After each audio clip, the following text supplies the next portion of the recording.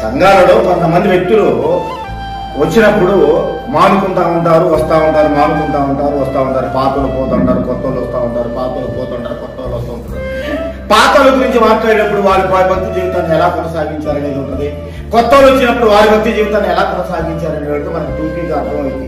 ఎందుకంటే కొంతమంది బ్యాచ్ ఉన్నప్పుడు దేవుని పని ఎలా జరిగింది అనేది, కొంతమంది మరొక బ్యాచ్ వచ్చినప్పుడు దేవుని పని ఎలా జరుగుతుంది అనేది టూకీగా అర్థమైపోద్ది. సేవకునిగా నిలబడింది నాకు ఖచ్చితంగా అర్థమైపోద్ది.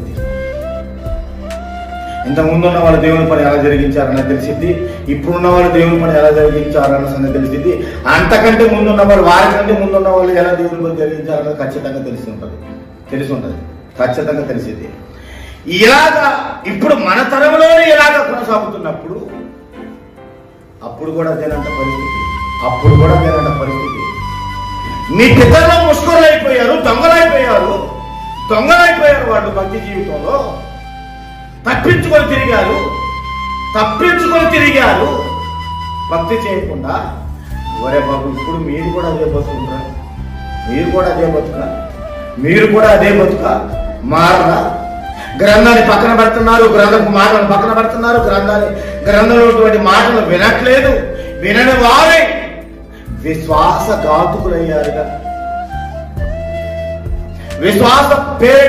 విశ్వాసం అనేటువంటి ట్యాగ్ అయిన ఉన్నటువంటి వారు ఇజ్రాయేల్ అంటూరు దేవుని బిడ్డలు కాదా?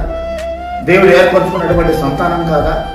దేవుని పేరట వచ్చినటువంటి దేవుడు తన స్వకీయ సాంపాద్యంగా సంపాదించుకున్నటువంటి జనాంగంగా ఇజ్రాయేల్ వాళ్ళు. మరి అట్లాంటి వారు దేవుని పట్ల విశ్వాసంతో ఉండవలసినటువంటి వారు ఏంటి చెప్తారు? విశ్వాసఘాతుకులు అన్నారు. ఘాతుకుడు